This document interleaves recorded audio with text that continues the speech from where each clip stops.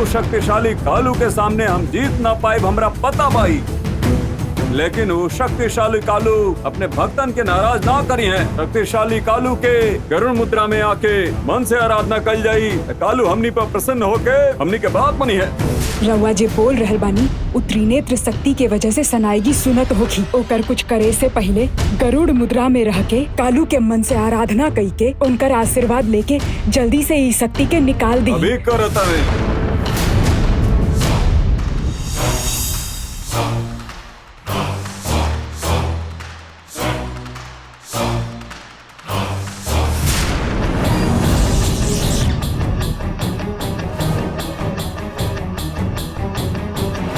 शक्तिशाली कालू हम तोहर आराधना कर रहल बानी।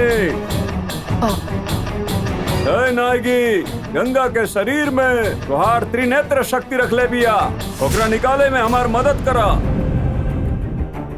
अब हम अपना नाग रूप में आके वो त्रिनेत्र शक्ति के निकाला तानी। वो शक्ति हमारे पास आवे के चाहिए।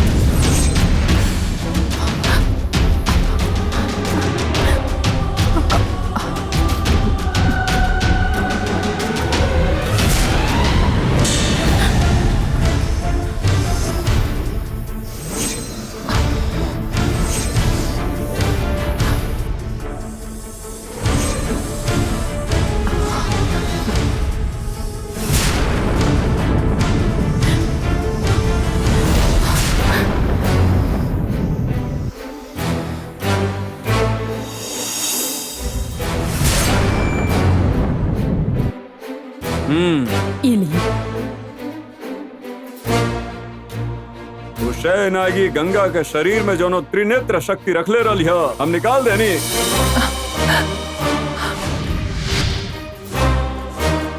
अब हमनी के जौन भी योजना बनावल जाई तो शहनागी के ना पता चली।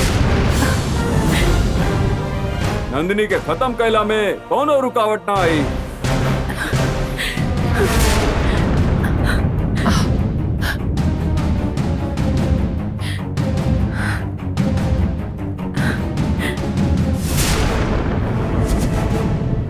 गंगा के शरीर में जे त्रिनेत्री शक्ति रहे ओकरा के निकाल देनी।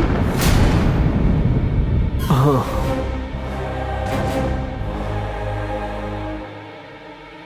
शक्तिशाली कालू की शक्ति के वो कैसे निकाल सकीले? नागनंदनियन होशियार बाड़ी, शक्तिशाली कालू के हरा न सकेले। यही से गरुड़ मुद्रा में जाके आराधना कई के कालू के शरण में गईले और शक्ति के निकाल देले।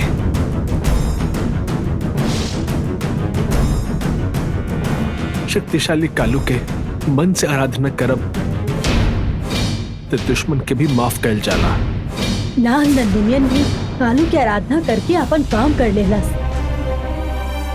गंगा के पास जे त्रिनेत्र शक्ति बा ओकरा वजह से बिजली की शक्ति के इस्तेमाल करके तैयार कईल गईल हथियार कहाँ रखल बा हम जान सकिले, ऐसा रउआ कहले रहनी। अभी शक्ति के बाहर निकाले के बाद हमने गंगा के जरिए कुछ भी ना जान पाई। अब हमने वो हथियार के कैसे ढूंढब? गंगा के जरिए अब हमनी के कुछ भी पता न चले, लेकिन हमनी के काम पूरा करे खातिर और एगो रास्ता के बारे में हम पहले से ही सोच ले बानी। यही से ज्यादा मुसीबत ना आई। वो लोग छुपायल गए हथियार कहाँ रख ले बड़े, ये हम बहुत जल्द ही ढूंढ कर निकाल देब, ये हमार वादा बा।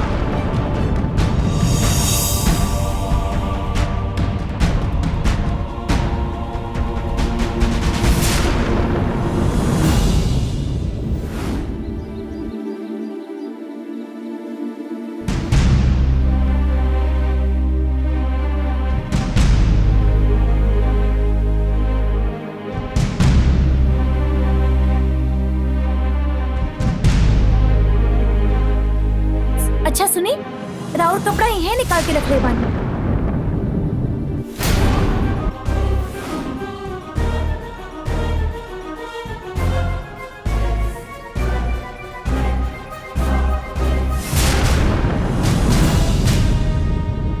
अरे सुनी,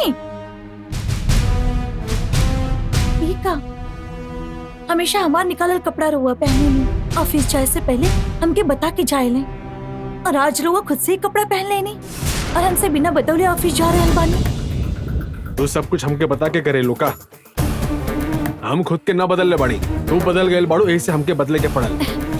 हमार मजबूरी के रहुआ समझ ना पा रहल बानी, तब हम का कहब। तारा कुछ भी बोले की जरूरत नहीं है, खाली नाग नंदिनी और माधवी के पीछे घूमत रहा, नंदिनी के मारे खातिर एजे ओजे पागल की तरह भटकत रहा। हम कुछ भी न पूछो, अब चलाता नहीं हम और गुस्सा समझ सकेनी, लेकिन ये सब थोड़ा दिन के ही बात बा, तब तक रहुआ थोड़ा दिन खातिर समझ नहीं। थोड़ा दिन और कितना दिन तक हम समझी? 20 साल से लड़े वाला नंबोदरी नंदिनी के खत्म न कर पहले, माधवी और नाग नंदिनियन भी होकर कुछ न बिगाड़ पहले। हमके उनकरा पर भरोसा बा, हमके पता बा वो नंदिनी की जरूर मार डाली है। नंदिनी ये लोग से बहुत ज्यादा ताकतवर बा, ये लोग नंदिनी के कुछ भी ना बिगाड़ पाई। बिगाड़ सकेले? आवे वाला ज्येष्ठ नक्षत्र के बाद नंदिनी जिंदा ना रही। इतना यकीन से तू कैसे कह सकेली? काहे के ज्येष्ठ नक्षत्र इन नाग देवता की जन्म नक्षत्र बा। ओ दिन नंदिनी के मारे खातिर हमने हथियार तैयार केले बानी। वो कोनो साधारण हथियार नहीं खे, कार कोड़क नाग देवता से मिलल हथियार बाऊ। नाग पंचमी के दिन ओकर पूजा करके बिजली की शक्ति ओकरा में इकट्ठा केले बानी। ओकरा के ही जरिए हमने नंदिनी के मारे वाला बानी। नंदिनी के कौनो अंत नहीं खे, ओके मारे वाला कौनो हथियार नहीं खे। अभी तक वैसा हथियार ना रहल, लेकिन अब वो हथियार बा। हमके बहलावे खातिर झूठ बोला तारू ना, हमरा यकीन नहीं खे। और आँख से देखब ते विश्वास करब। चला फिर दिखावा हमरा। आई दिखावतानी, आई।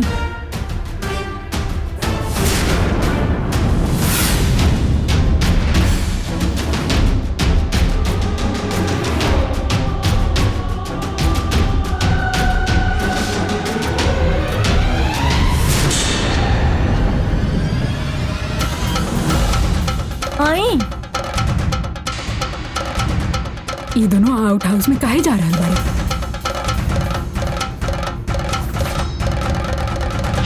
इहे बहू जेकरा बारे में हम बोलत रहनी, नंदिनी के मारे खातिर बनावल गईल हथियार बाई।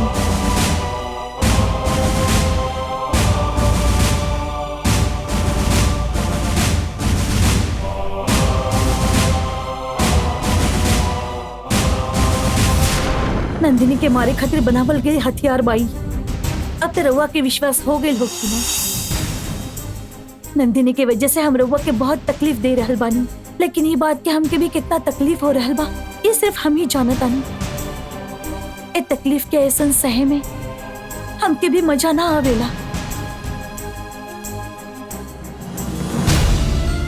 हमने के परिवार के तकलीफ देवे वाली नंदिनी की यदि हम खत्म कर देंगे तो हमने के परिवार के फर्ज हम निभावले बानी। ए बात के हमके खुशी होगी। ओकरा बादे सिर्फ रव्वा के ही साथे हम खुशी से अपन जिंदगी बितावे चाहत बानी। ओकरा खातिर खाली 3 दिन बचल बा, ता हमरा खातिर थोड़ा दिन धीरज ना रख सकेनी। ठीक बा, तू एक चिंता मत करा, तहार काम पूरा होके तक हम इंतजार करब। चला।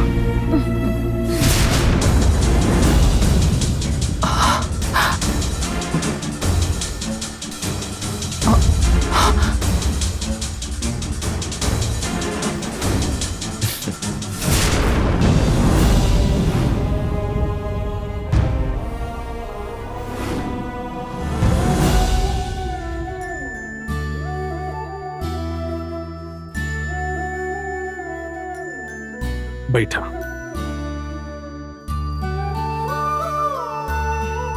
अब से नंदिनी के बारे में ना पूछो, तो खाली खुश रहा गंगा।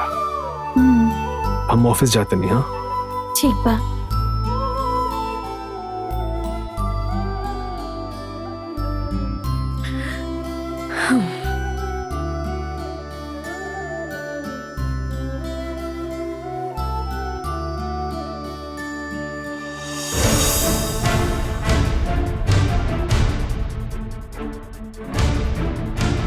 अरुण आ रहा है।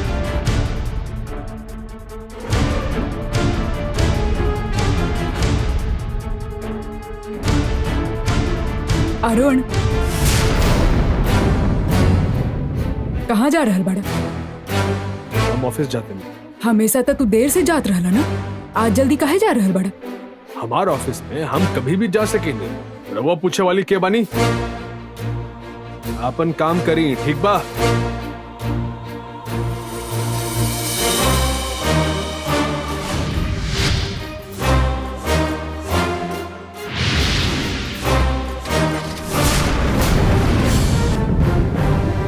अरुण ऑफिस ना जा रहला, उ सनाएगी से मिले जा रहला ऐसन लागता। अरुण पे हमेशा नजर रखे के होगी हमनी के। ओकरा से पहले गंगा की चेतावनी देवे के होगी। हम ओकरा से मिलके आवत हनी।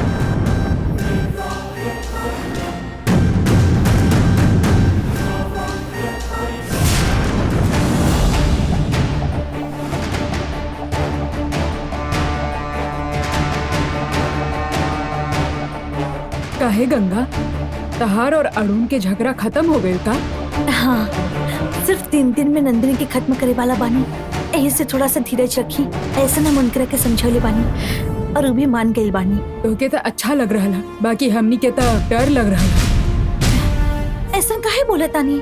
तू अरुण के आउट हाउस में लेके गईलो, ओहिजा तू ओकरा हथियार दिखाइलो, ये सब हम देख लेले बानी। तू अपन पति के समझाए खातिर हमनी के छिपाए हुए हथियार ओकरा दिखा देलू। उनकरा के हमनी के ऊपर विश्वास हो जाए, ऐसे उनकरा के दिखाऊंगी। हथियार के जगह तू अरुण के दिखा देलू। अगर तहार पति अरुण सेनाएगी के बतैलस त आगे का हो सकेला, एकरा बारे में सोचले बाड़ू?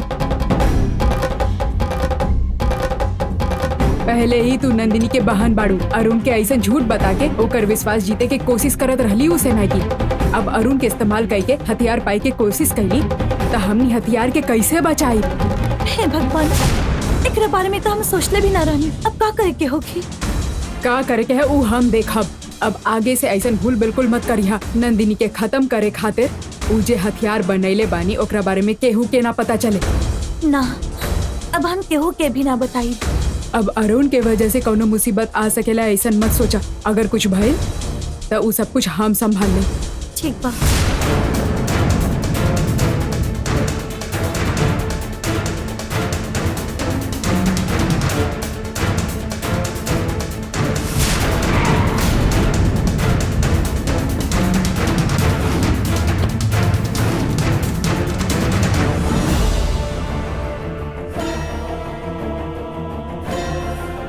नमस्ते।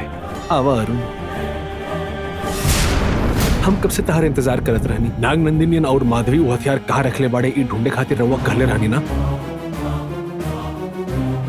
हम जब गंगा से बात करत रहनी, गंगा के बाद से हथियार के बारे में जानकारी हासिल कैले बानी। हथियार कहाँ बाई तू खोज लेला का?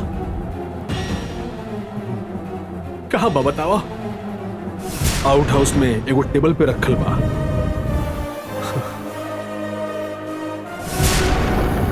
हम गंगा से बात करे वक्त गंगा के बाद से हथियार के बारे में जानकारी हासिल कैले बानी। हथियार कहाँ बाई तू खोज लेला का? कहाँ बा बतावा? आउट हाउस में एगो टेबल पे रखल बा।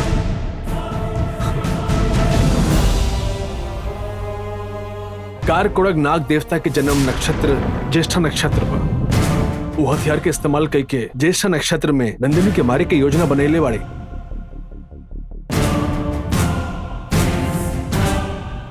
वो हथियार के नंदिनी पर प्रयोग होए से पहले हमनी के वो हासिल करे के पड़ी।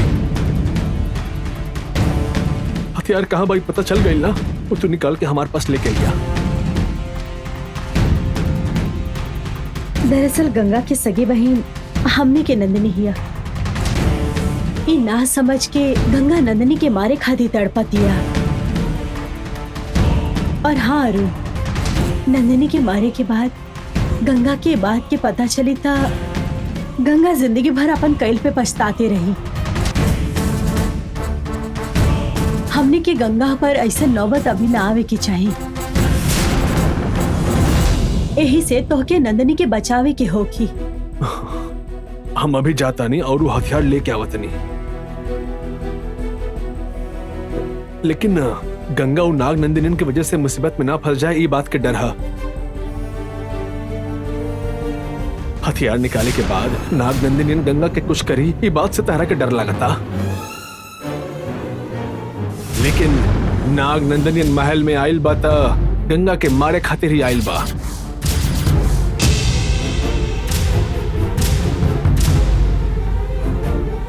पार्वती के दोनों बेटी के जान से मारे के नाग नंदनियन कसम खैले बड़े। गंगा के जरिए वो नंदनी के मार सकेला, यही से वो ओकर मदद करे के नाटक करत बा। गंगा के हाथ से एक बार नंदनी खत्म हो जाए तब बिना हमदर्दी दिखाए वो नाग नंदनी गंगा के भी मार देगी।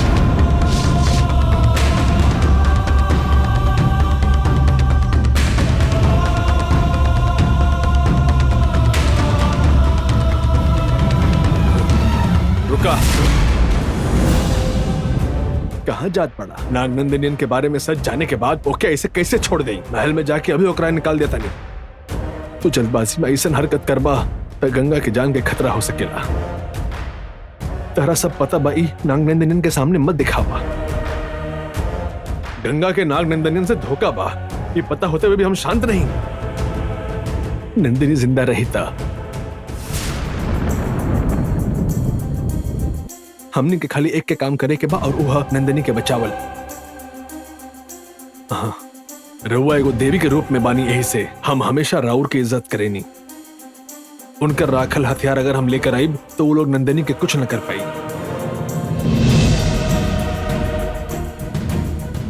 हाँ, हम अभी जाके लेके आवत नहीं। देखा, वो हथियार के आसानी से उठावल जाओ ऐसा वो लोग ना रख ले। माधवी और नाग नंदनियन मिलके ओकरा मंत्र बंधन में रख ले होगी।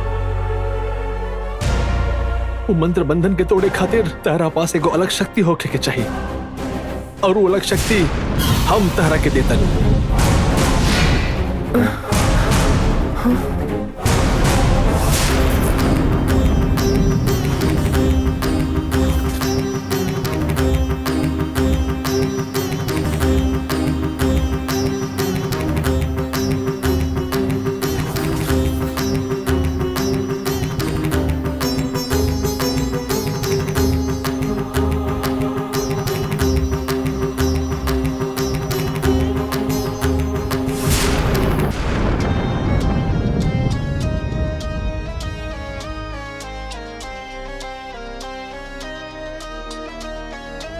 हमार कालू के शक्ति कौनो भी हाल में तारा एकर ब्रह्मचरित्र ना खोई के हा।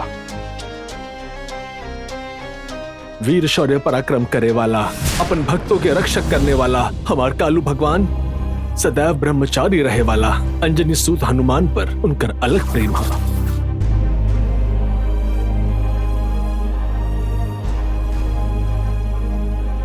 अब वो हथियार लावे खातिर हम तारा हनुमान के शक्ति देतन।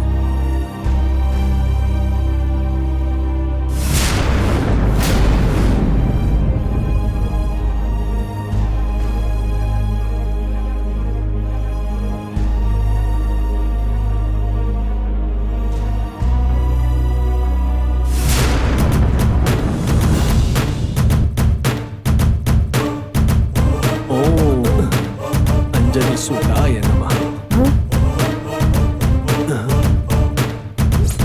ओम अंजनी सूताय नमः।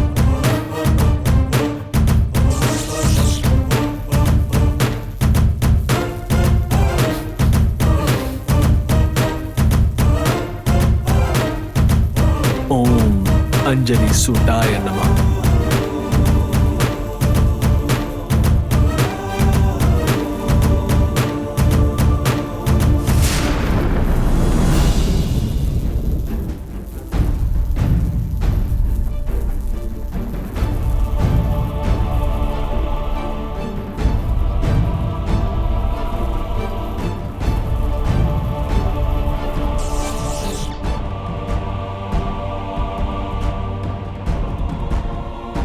तार पीठ पर हम अंजनी चक्र बना देले बानी। ये चक्र जब तक तहार पीठ पर बा तब तक तहार अंदर हनुमान के शक्ति बा। तू शक्ति के इस्तेमाल करके नाग नंदनियन के मंत्र बंधन तोड़ के तू शस्त्र हमने के पास लेके आवा। हम लेके आए तो पे हमने के पूरा भरोसा बा। लेकिन हनुमान के ई ब्रह्मचारी व्रत बा, यही से वो हथियार निकाले तक तो के गंगा से कुछ दिन तक दूरी बना के रखे की होगी। तबे ता अंजनी चक्र के ई शक्ति काम करी। वो पहले से ही हमसे बहुत दिन से दूर बा, यही से हमको ओकर कोनो तकलीफ नहीं है। हम हथियार लेके आए जाते नहीं दीदी, संभाल के लेके आओ।